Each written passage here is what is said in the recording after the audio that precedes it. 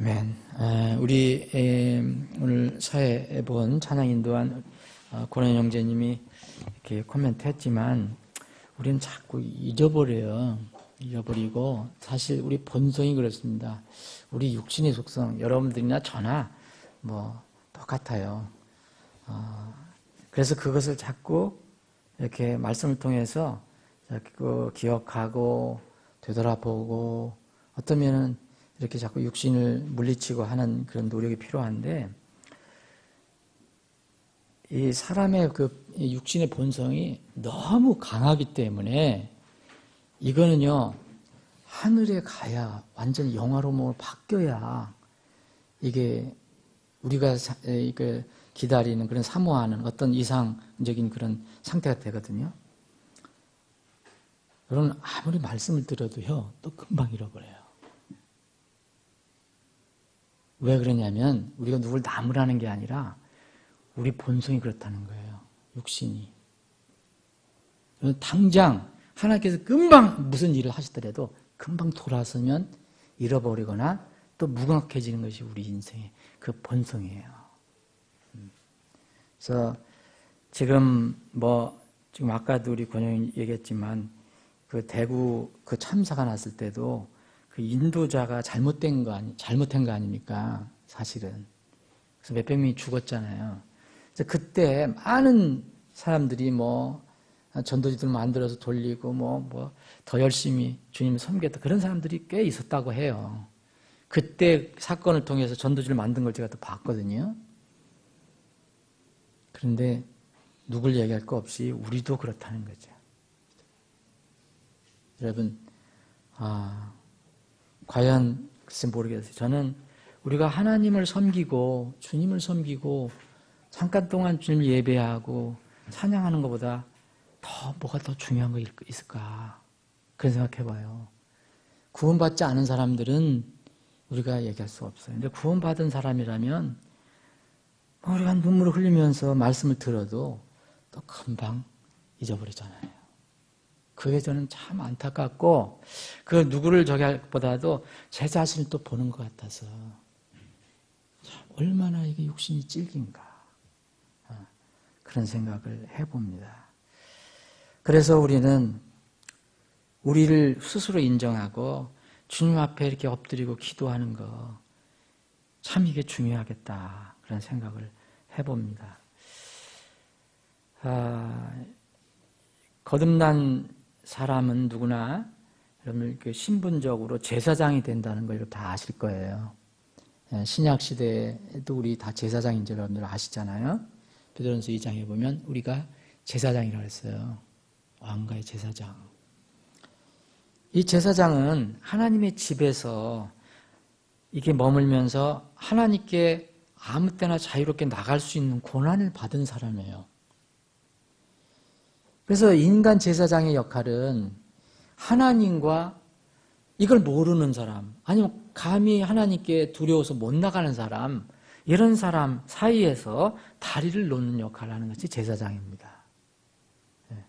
그래서 히브리서 5장에 보면 5장 1절부터 4절까지 보면 이게 하나님과 이 사람 사이에 그 중재하는 이런 제사장 역할을 얘기하죠. 그러니까 예수님을 얘기하는 건데, 그 예수님을 믿는 우리도 똑같이 제사장이 됐다고 얘기해요. 대제사장, 유일한 대제사장은 예수님 뿐이지만, 이 많은 또 제사장이 있어요. 예수님 밑에 있는 제사장들. 우리가 제사장입니다. 그래서 누구나 구원받으면 그 순간에 하나님의 자녀가 되며, 동시에 이런 내용으로 하면은 제사장이 되는 거죠. 누구를 이렇게 중보해 줄 수 있는 사람이 된다는 거예요. 전에 구원받기 전에는 내가 하나님께 나가지도 못하고 남을 감히 이렇게 도울 수도 없어요. 불가능한 거예요. 그런데 우리가 구원받으면 이제 우리는 제사장이 된다고 그래요. 구약에서 무슨 제사, 희생제물 드리는 그런 게 아니죠. 이제는 영적으로 이제 하나님께 나아가서 뭔가 기도로 하나님께 나가는 사람들 얘기하죠. 그래서 어떤 면을 보면 신약교회, 여러분들과 저는 신약교회의 성도인데, 신약교회 성도들의 최고의 사명은요, 이거라고 봐요. 제사장 역할. 제사장 역할. 그래서 오늘은 이제 그리스도인과 기도 10번째 시간입니다. 기억하신지 모르지만 10번째 시간. 오늘 제목은 중보기도입니다. 여러분들이 이 성경 기도 공부하면서 여러분들 기도 생활에 조금이라도 변화가 있으면 참 좋겠어요. 정말 기도 생활의 변화. 여기까지 이제 오후에 우리가 말씀을 공부했는데도 여기까지 기도 생활에 한 변화가 없다. 그러면 좀 앞으로 더 좀 기도하면서 이 말씀을 나눴으면 좋겠어요.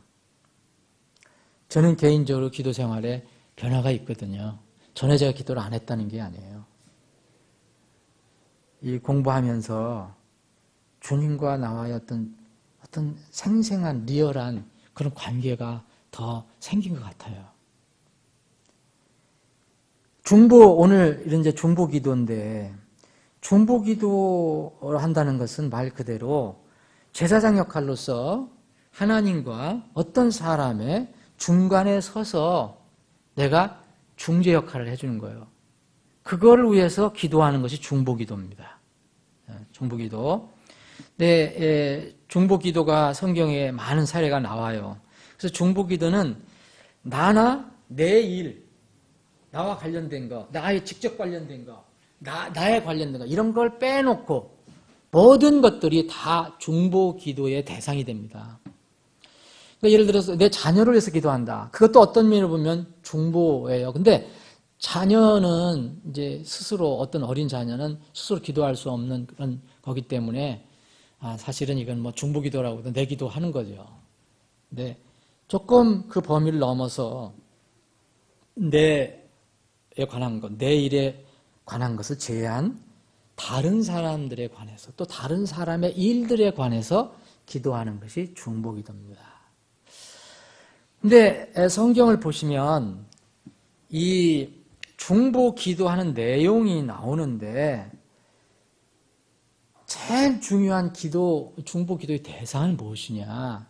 어떤 사람이 불쌍한 처지에 있다, 가난한 처지에 있다. 그래서 저 사람이 좀 경제적으로 좀 잘 됐으면 좋겠다. 이것도 중보기도지만 그게 우선순위가 아니에요. 성경에서 제일 가장 중요한 것은요, 그 중보를 해서 기도하는 대상의 영혼 구원입니다. 영혼 구원. 이건 바울 사도가 우리에게 잘 알려주고 있어요. 바울 사도가 거듭나서 자기가 구원받고 나서 이제 하나님의 주님께서 부르셔서 사도 역할을 하는데 제일 구원받고 나서 제일 심했던 게 어떤 강박관념이랄까요? 이런 게 뭐였습니까? 자기 민족들의 구원이었어요. 자기 동족의 구원. 거기 가족도 포함되겠죠. 그래서 로마서 9장을 보면 2절 보면 내게는 마음속에 큰 근심이 있고 계속해서 슬픔이 있노라. 육체에 따른 내 형제, 내 친족을 위해서라면 차라리 내 자신이 그리스도로부터 저주받기를 바랄 수도 있으리. 여러분, 이 친족은 우리 구원 받지 않은 내 가족도 될 수 있고, 이웃도 될 수 있고, 지금 민족도 될 수 있어요. 네? 이런 사람들이 기도의 제일 우선순위가 됐다는 거예요. 10장 또 보면 10장 1절 보면 형제들아 이스라엘을 위한 내 마음의 소원과 하나님을 향한 기도는 뭡니까? 곧 그들의 구원을 받는 것이라. 이게 가장 으뜸이에요. 왜냐하면 바울 사도는 천국과 지옥을 알잖아요. 여러분, 지옥이 없다면, 지옥이 없고 천국만 있으면 구태여 기도할 필요 없어요. 죽음은 다 모르니까. 뭐 가서 안 누려도 되잖아요. 그렇죠? 여러분 그냥 여러분 집에서 사는 거, 뭐 20몇 평짜리 허름한 집에서 그냥 좀 불편한 침대에서 하룻밤 자는 거 하고, 또 저기 뭐 하룻밤에 몇백만 원짜리 저기가 있다면요. 호텔? 스위트룸? 그런 데 가서 이렇게 여러분 못 잔다고 여러분들 몸살 납니까? 안 누려도 그만이에요. 그거는. 그런데 그런 데가 아니고 정말 고통받는 데가 있다니까 거길 가면 안 된다는 거예요. 그래서 그들의 구원을 받는 것이다. 그것이 가장 절박한 중보 기도의 대상이었습니다. 우리도 마찬가지여야 됩니다. 그래서 제가 여러분들에게 영혼군을 해서 기도합시다. 영혼군을 해서. 여러분들이 가족들을 위해서. 여러분들 혹시 개인적으로 직접적으로 전도를 못 해드려도요. 이 최소한 중보 기도는 해야 돼요. 응? 또 중보 기도의 대상이 되는 것은 교회입니다.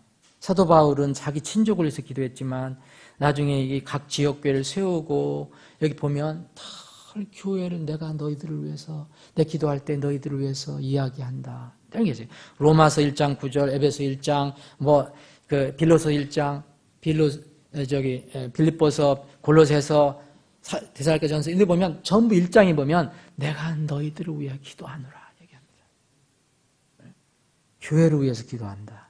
그래서 교회를 위해서 기도하는 거 중요합니다. 여러분 교회를 위해서 얼마나 기도합니까? 제가 정말 형식적으로 이렇게 여러분 받아들이지 않았으면 좋겠습니다. 매주일마다 꼭 교회를 위해서 기도를 하루에 한 번 이상 기도해 주십시오. 하는 것은 무슨 뜻으로 기도하라는가 여러분들이 무슨 뜻인지 모르지만 우리 교회가 정말 혼들을 건져내고 이 주위에 있는 사람들에게 진리를 전할 수 있는 그런 교회. 저는 여러분들이 우리 교회가 건물도 커지고 사람들도 많아지고 재정도 많이 늘어나고 이걸 위해서 기도를 하는 게 아닙니다. 그거는 우리가 이렇게 정말 기도할 거 기도하면 주님께서 필요한 복 주실 것입니다. 또 하나 성경을 보면 제가 시간 관계상 다 일일이 성경을 안 찾아봅니다. 지역교회의 사역자와 일꾼들을 위해서 많이 중보기도가 필요합니다. 중보기도. 사도행전 12장을 보면 여러분 사도행전 12장 베드로가 복음을 전하다가 잡혔잖아요. 체포됐어요. 구속이 됐어요. 그때 당국에. 이 헤로드 왕이 교회 사람들을 죽여버리고 야고보도 죽이고 사람들 많이 핍박하고 또 베드로 잡았어요. 근데 하필 명절이라 명절날 사람 죽일 수 없으니까 이제 그 명절 지키고 나서 자기가 지키는 명절 지키고 나서 이제 죽이려고 했잖아요. 그런데 여러분 여기 보십시오. 사도행전 12장 5절 보면 베드로는 감옥에 갇혔으나 교회는 그를 위하여 끊임없이 하나님 기도하더라.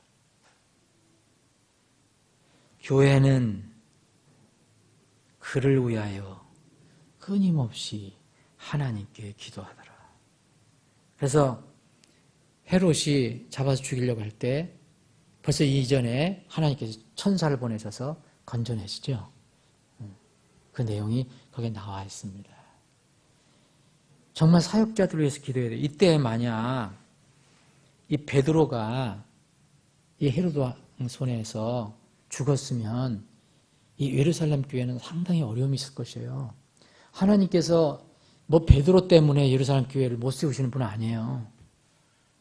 그런데 베드로가 감옥에 갇혔어요. 이 문제를 해결하기 위해서 교회는 전력을 다해서 기도했어요. 누구를 위해서 기도한 겁니까? 사역자를 위해서 기도한 겁니다.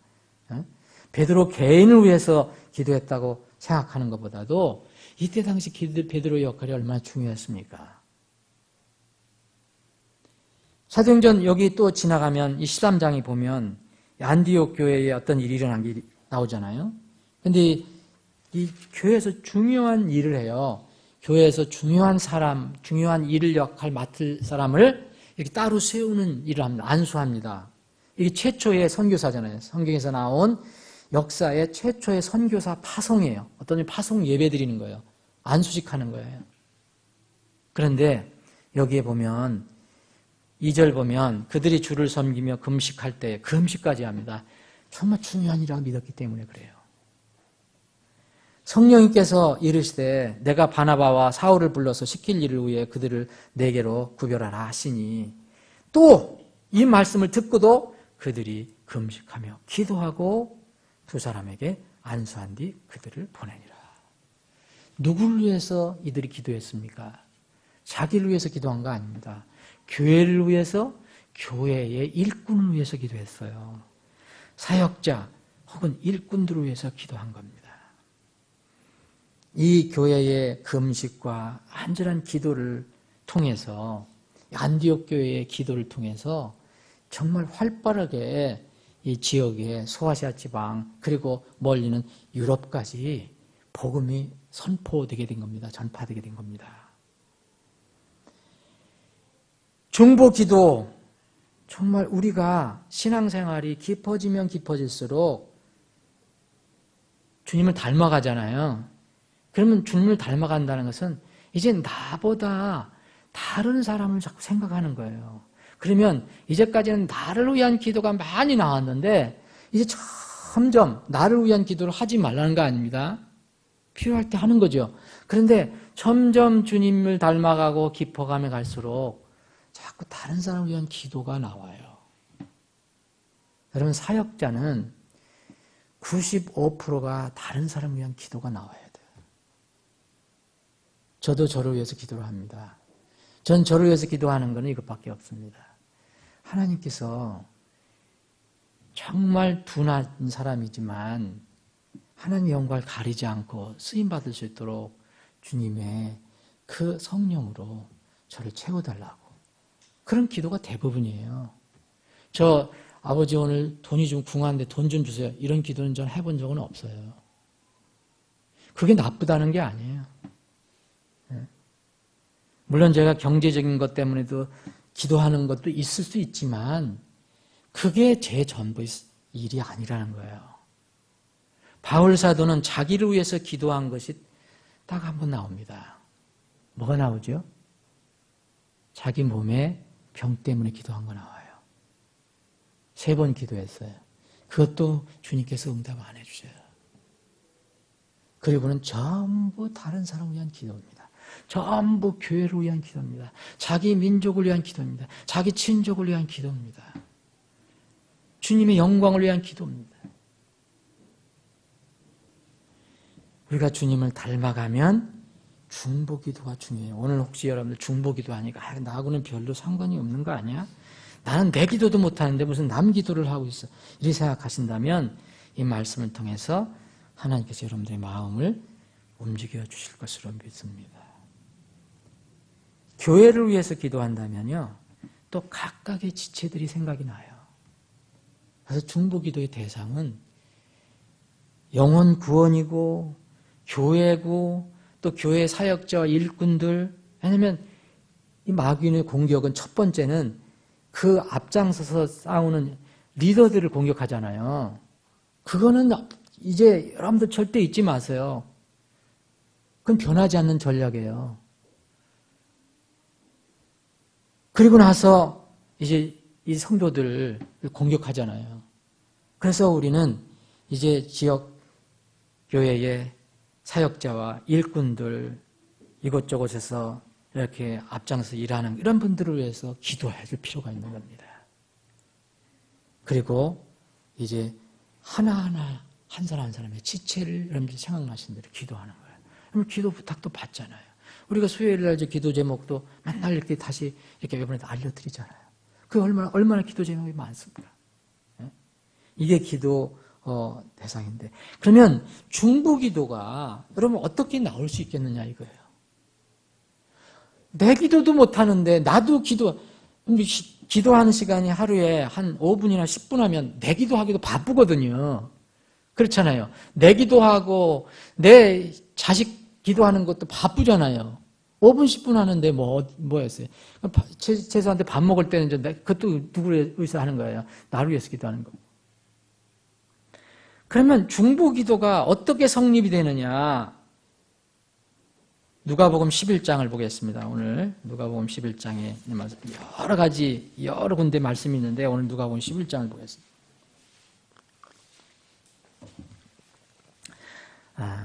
누가복음 11장 1절로부터 13절까지를 전체적으로 생각해 보는데 시간 관계상 다 읽지 않겠습니다. 자, 5절부터 읽겠습니다. 또 그분께서 그들에게 이르시되 너희 중에 누가 친구가 있는데 한밤중에 그에게 가서 그에게 말하기를 친구여 내게 빵 3개를 빌려다오. 내 친구가 여행 중에 내게 왔으나 그 앞에 차려놓을 것이 내게 없노라. 이렇게 하면 그가 안에서 응답하여 이르기를 나를 괴롭게 하지 말라. 이제 문을 닫았고 내 자녀들이 나와 함께 잠자리에 들었으니 내가 일어나 네게 줄 수 없노라 하겠느냐?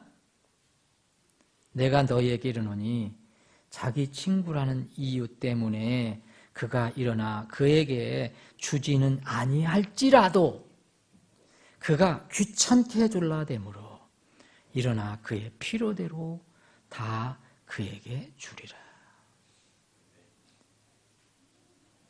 여러분 이것을 한번 잘 묵상해 보세요. 이것은 예수님께서 제자들에게 가르쳐 주신 거예요. 이건 단순한 기도뿐만 아니라 여러 가지를 생각할 수 있어요. 자, 중보 기도가 어떻게 성립이 되느냐. 첫 번째는요. 사랑하는 마음이 없으면 불가능합니다. 사랑하는 마음, 이것이 정도가 어느 정도 돼야 되느냐, 그건 지금 말하지 않고요. 그건 누구든지 정도는 몰라요. 정말 어떤 나 자신에 대해서 긍휼히 여기고 사랑하는 것처럼 다른 사람, 내가 아닌 다른 사람에게 대해서 최소한 조금만 긍휼히 여기는 마음, 사랑하는 마음이 있으면 여러분들은 중보기도 할 수 있어요. 사랑이라는 게 뭡니까? 자기를 추구하지 않는다는 것이 사랑의 정의예요. 고린도전서 13장에 보면 내 것을 추구하지 않고 남의 유익을 구하는 것이 사랑이라고 했어요. 하나님께 정의하신 사랑. 우리가 세상을 살아가는데 우리 이제 구원을 받았잖아요. 얼마나 감사합니까? 우리가 남은 세상을 살아갈 때 어떤 자리가 있다면 앉을 자리가 있다면 내가 먼저 앉는 게 아닙니다. 그럼 예를 들어서 세 자리가 있어요. 세 자리가. 내 삶 속에 이 세 자리가 있어요. 그러면 내가 먼저 가서 탈수도 가운데 앉는 게 아니고요. 제일 먼저 좋은 자리, 첫째 자리는 누구한테 드려야 되느냐? 주님께 드리는 거예요. 그 다음에 또 주님의 명령을 따라 보세요. 내 이웃을 내 몸과 같이 사랑하라. 그러면 내가 앉는 게 아니고 누굴 또 앉혀야 될까요? 내가 아닌 다른 사람을 앉히는 거예요. 다른 사람 앉혀요. 그 다음에 자리가 하나 남아있다면 거기서 내가 앉는 겁니다. 이게 저는 성경에서 얘기하는 사랑이라고 생각합니다. 너희 중에 누구든지 으뜸이 되고자 하는 자는 너희 종이 될지니라. 예수님이 말씀하신 거예요. 이와 같이 사람의 아들도 섬김을 받으러 오지 아니하고 도리어 섬기며 자기 생명을 많은 사람의 대속물로 주려고 왔느니라. 로마서 12장 14절 보니까 너희를 핍박하는 자들을 축복하라. 아니, 나를 괴롭히지 않는 사람은 안 친다는데 나를 괴롭히는 사람은 어떻게 하냐. 그 사람들도 안 치라는 거예요. 그게 중보기도라는 거예요. 하나님의 사랑은 여러분 우리가 하나님의 사랑 정말 여러분들이 다 받고 살아가는데 자꾸 못 느끼고 자꾸 세상적인 그런 욕심 때문에 가려서 그래요. 하나님의 사랑은 모든 것을 다 주셔요. 다 주시고 뭔가 아직도 가장 중요한 거 다 주시고 또 뭔가 아직도 부족한 것 같아서 자꾸 주셔요. 그게 하나님의 사랑입니다. 우리는 여기서 이거 조금 정말 만분의 1이라도 조금만 하나님의 사랑을 알면 우리가 중보기도 할 수 있습니다. 근데 형식적으로 제가 이제 중보기도 부탁합니다 할 때 여러분들 혹시 형식적으로 할 수 있어요. 그런데 그 사람에 대한 마음을 먼저 기도하기 전에 내가 저 사람하고 무슨 관계 한 설정을 하고 기도를 하셔야 될 거예요. 형식적으로 기도하면 주님 아시잖아요. 로마서 8장 32절에 이런 말씀입니다. 또한 자신의 아들을 아끼지 아니하시고 우리 모두를 위해 그분을 내주신 분께서 자 아들을 정말 어떻게 자기 아들을 내줄 수 있어요? 여러분 아들 내줄 수 있습니까? 지금 저기 자기 아들 잃어버려서 자기 자식 따라서 전부 대성통곡하고 있잖아요. 우리도 눈물 흘리고 있잖아요. 그런데 하나님께서는 여러분들과 나를 위해서 아들을 아끼지 않냐고 내주셨어요. 그것만 내주셨습니까? 모두 내주셨어요. 지금도 계속 내주고 계세요. 아들과 함께 모든 것을 우리에게 값없이 주지 아니하시겠느냐. 하나님께서 우리에게 뭐 돈 받아 가시는 거 있나요? 다 주고 계세요. 그래서 우리가 하나님의 사랑을 조금만 알면 중보기도 할 수 있습니다. 어떤 사람이 이렇게 얘기해요. 사랑은 타인과 상관없이 내가 그 사람에게 베푸는 거다. 우리가 하나님의 사랑을 조금 알게 되면 타인의 결점이 있다라는 거, 부족함이 있다라도 그걸 망원경으로 봐주는 거예요. 멀리서 봐주는 거예요. 그런데 내 자신의 결점과 약점은 부족하면 현미경으로 들여다보라는 거예요. 이렇게 해야 사랑이 나온다는 거예요. 다른 사람에게. 나에 대해서 너무 관대하면 다른 사람을 사랑할 수가 없어요. 내 기준이 안 맞기 때문에.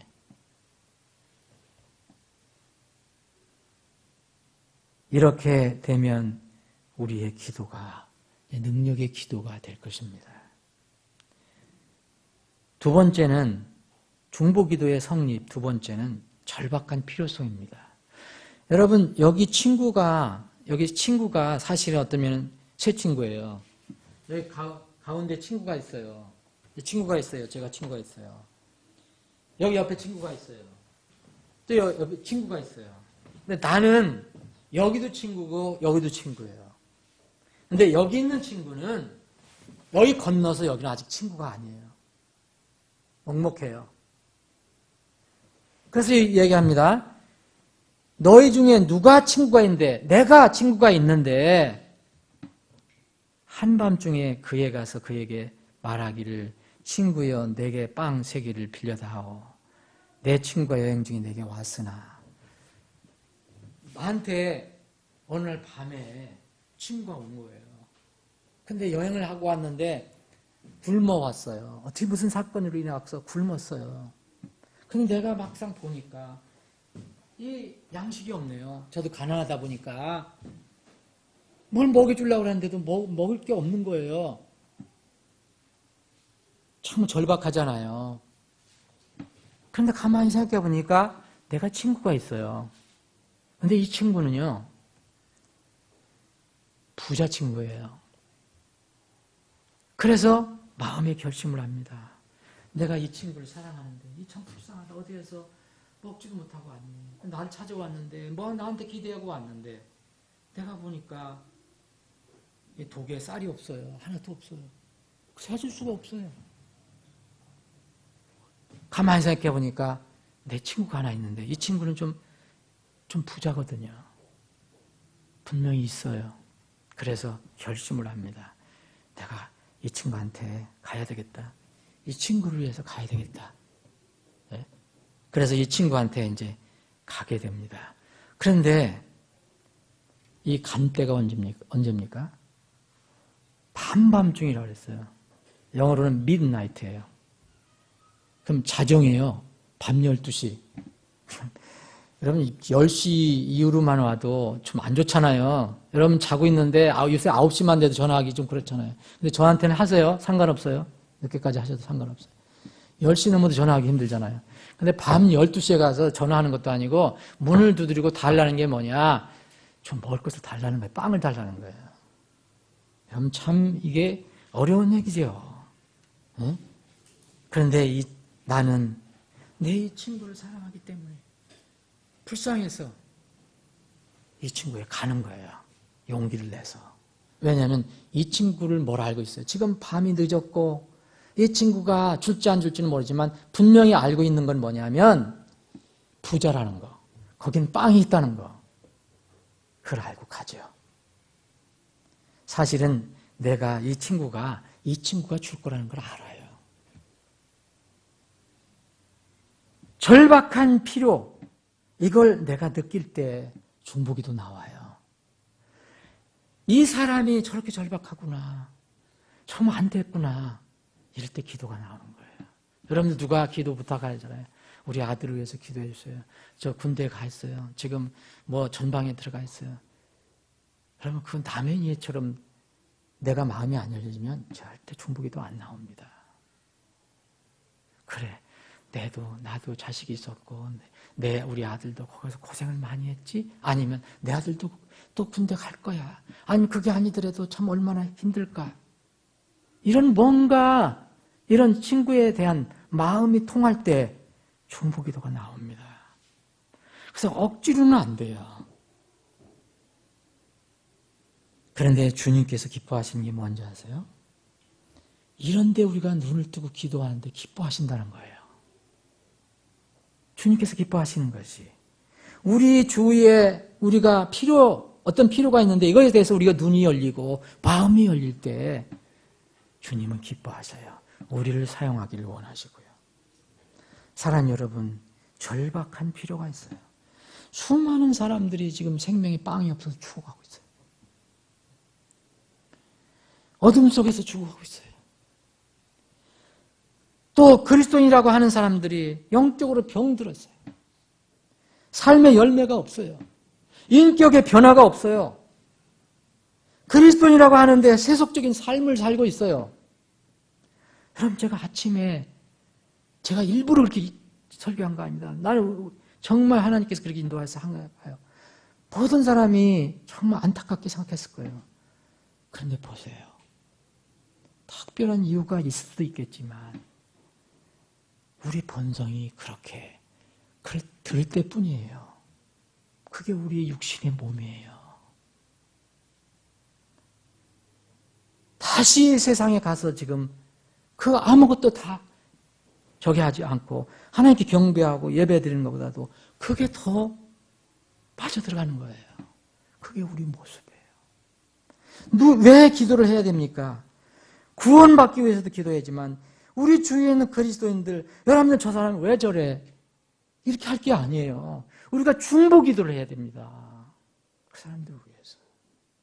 여러분들의 수준까지 올라오도록, 만약 수준이 있다면 그냥 나무라고 그렇게 할 때가 아니에요. 정말 우리가 그들을 위해서 눈물을 흘려가며 기도해야 됩니다. 저 형제, 저 자매는 벌써 구원받은 지가 오래됐는데 정말 잘하지 못하고 있습니다. 하나님 도와주세요. 어떻게 하면 저 형제가 잘할까요? 어떻게 하면 저 자매가 잘할까요? 어떻게 하면 저 형제가 저 세속에서 좀 벗어나서 주님을 잘 경배할까요?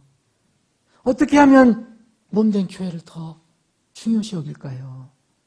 영적인 일을 중요시 여길까요? 간증을 좀 저 형제는 자매는 좀 세상에서 잘 했으면 좋겠는데 우리가 나무란다고 됩니까? 우리가 무릎을 꿇어야죠. 이게 전 중보 기도라고 생각합니다. 세 번째 중보 기도의 성립이 있어요. 중보 기도하는 사람이 뭘 느끼게 되냐면 내가 절대로 교만하면 안 됩니다.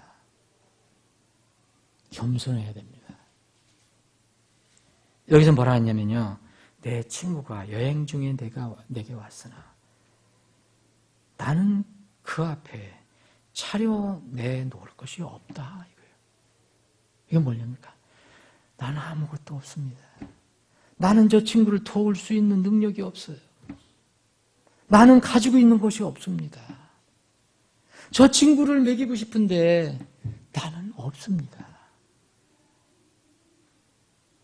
하나님의 종, 하나님의 일꾼, 다른 사람을 위해서 기도하려고 하는 사람들은 자기 자신이 먼저 겸손해야 합니다. 나는 없습니다. 내게 없노라. 이 친구에게 가서 얘기하는 거예요. 이 많이 있는 친구, 부자 친구한테 가서 얘기해요. 내 친구가 밤에 왔는데 그 불쌍한 친구 먹이려고 보니까 내가 아무것도 없다. 내가 아무것도 차려놓을 것이 없어. 그러니까 친구가 좀 내 친구에게 빵 좀 주게. 내 무능력, 나는 아무것도 없다라는 이렇게 이 친구 앞에 가서 낮아지는 모습.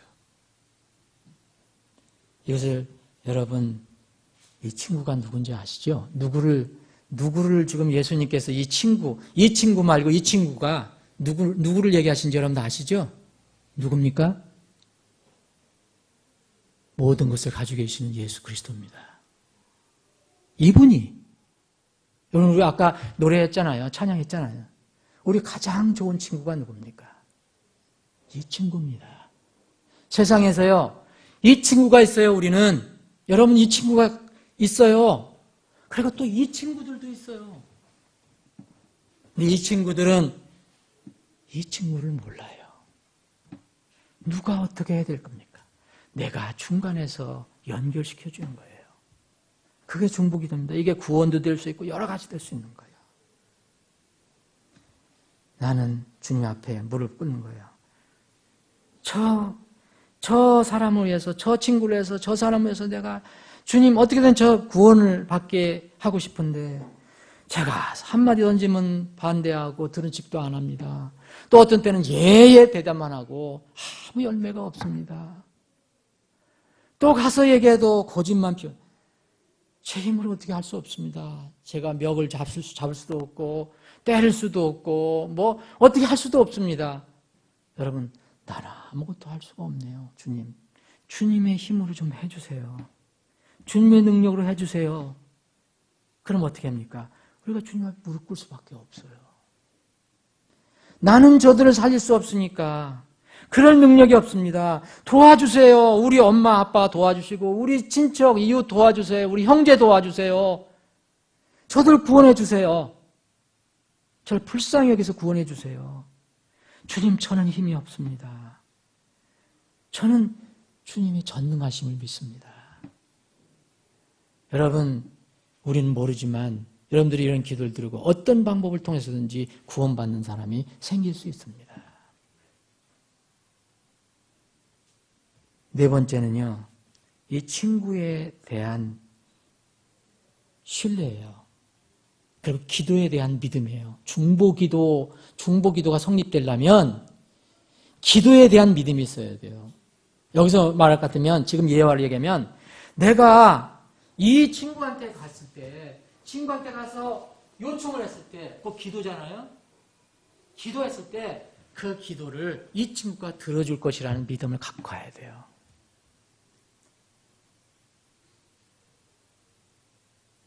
나는 내 기도가 항상 하나님 뜻대로, 내 뜻대로 되는 게 아니라 하나님 뜻대로 이루어지는 것을 우리는 믿고 갑니다. 우리가 그게 응답이냐 아니냐 우리가 판단할 거 없이요, 하나님 뜻대로 다, 때로는 우리 생각엔 무응답인 것 같아도 하나님 뜻으로 보면 응답일 수도 있어요. 여러분, 이 친구도 밤 12시에 가서, 사실 친구가 얼마나 귀찮겠어요. 다 씻고 자고 이제 어느 정도 뭐 초저녁 잠까지 들었는데 그 문을 두드리면 얼마나 귀찮겠습니까, 여러분. 그런데 주님께서는 이건 세상에 그런 친구들 예화를 들어서 얘기해 주시는 거예요. 그리고 나서 여러분 9절부터 13절까지는 누구에게 기도하라고 나옵니까? 여기에서 하나님께 기도하라고 나오잖아요. 다 들어주실 것이다. 사랑하는 여러분, 여러분들과 저는 친구를 가지고 있어요. 내가 없는 것, 내가 할 수 없는 것, 내가 없는 것을 다 가지고 계시고 내가 할 수 없는 것을 다 할 수 있는 그분이 내 친구가 있어요. 여러분의 친구와 제 친구는 공통의 친구예요. 예수 그리스도, 우리 주님입니다. 이 친구를 가지고 있어요. 저는 할 수 없지만, 나는 할 수 없지만 이 친구에게 가서 부탁하면 이분의 뜻에 맞는다면 해주시는 분이에요. 할 수 있는 분이에요. 나는 지금 가지고 있지 않지만 이분께 가서 부탁하면 이분은 얼마든지 우리에게 주실 수 있는 분이에요. 그 친구를 우리가 가지고 있어요. 여러분, 요한복음 15장 보면 이 친구가 누구라 그랬어요? 예수님이라고 했잖아요. 내가 너희들 친구라고 했잖아요. 요한복음 15장 13절 보면 사람이 자기 친구들을 위해 자기 생명을 버리면 이보다 더 큰 사랑이 없나니. 여러분 사실 정말 친구들의 친구의 모형입니다. 예수님이. 무엇이든지 내가 너희에게 명령하는 것을 너희가 행하면 너희가 나의 친구니라. 이제부터는 내가 너희를 종이라 하지 아니하리니 종은 자기 주인이 하는 것을 알지 못하느니라. 오히려 내가 너희를 친구라 하였나니 이는 내가 내 아버지께 들은 모든 것을 너희에게 알려주었기 때문이라. 뭐라 했습니까? 주님이 분명히 우리를 친구라 그랬어요. 예수님이 스스로 낮춰주셔서 내가 너의 친구야. 얼마나 놀라운 말씀입니까? 예수님께 예화를 들려주는 건 그 친구를 지금 자하고 있는 거예요. 기도하라. 하나님께 기도하라. 예수님 승천하셨어요. 우리는 이제 예수님께 기도합니다. 그 친구. 그리고 이제 마지막으로 여기에 이 중보기도의 성립은 8절 보면은요. 뒤에 보면 어떻게 됐어요? 혹시 귀찮아서 여러분 세상 친구는요. 귀찮으면 안 해줄 수도 있어요. 자기 친구라는 이유 때문에 그가 일어나 그에게 주지는 아니할지라도 그럴 수 있어요. 사실 세상 친구는 이 정도면 안 해요. 우리가 쫓아가지도 않고 이것도 들어주는 친구도 별로 없을 거예요. 그런데 보세요. 주님께서 뭐 하셨냐면 내가 이 친구를 위해서 이 친구한테 가서 그냥 나를 위한 게 아니고 그 친구를 위해서 이 친구에게 귀찮게 졸라대는 거예요. 그러니까 이 친구가 일어나서 내가 요구한 이 친구의 필요대로 다 그에게 주리라 그랬어요. 이게 누가 말씀하신 겁니까? 예수님이 얘기하신 겁니다. 그럼 예수님의 마음을 우리는 알아야 합니다.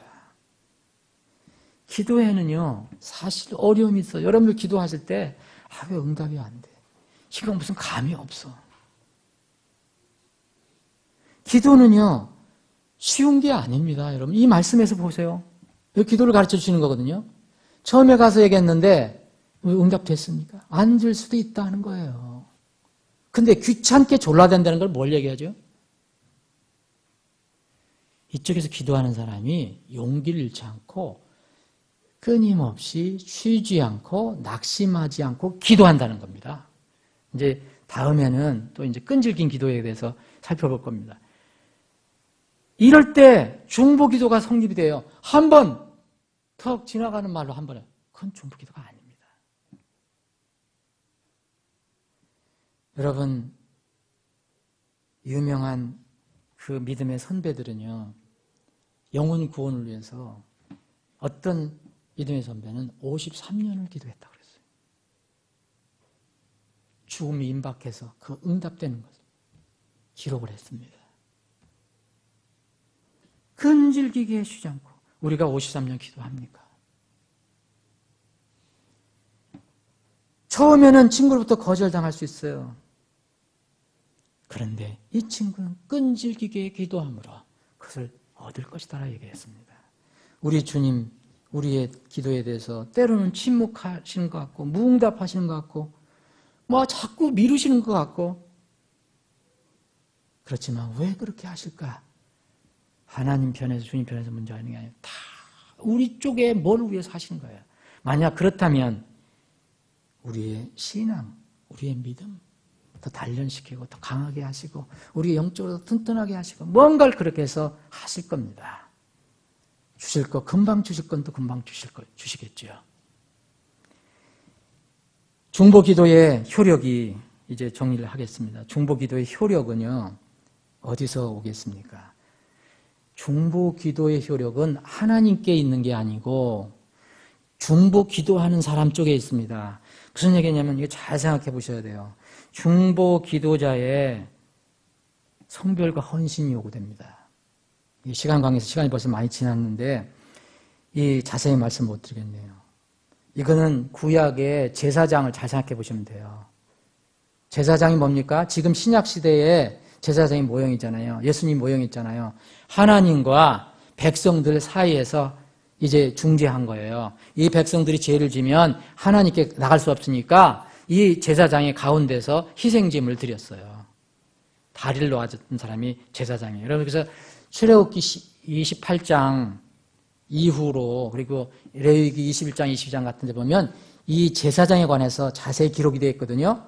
이들은 이제 태어날 때부터 제사장이 돼요. 무슨 얘기냐면 레위 지파는 무조건 제사장이 돼요. 그중에서 아론의 그 지파는 자손들은 다 제사장이 돼요. 태어나면 아들 이제 장가 가서 결혼해서 아들 낳으면 당연히 그냥 자동적으로 제사장이 되는 거예요.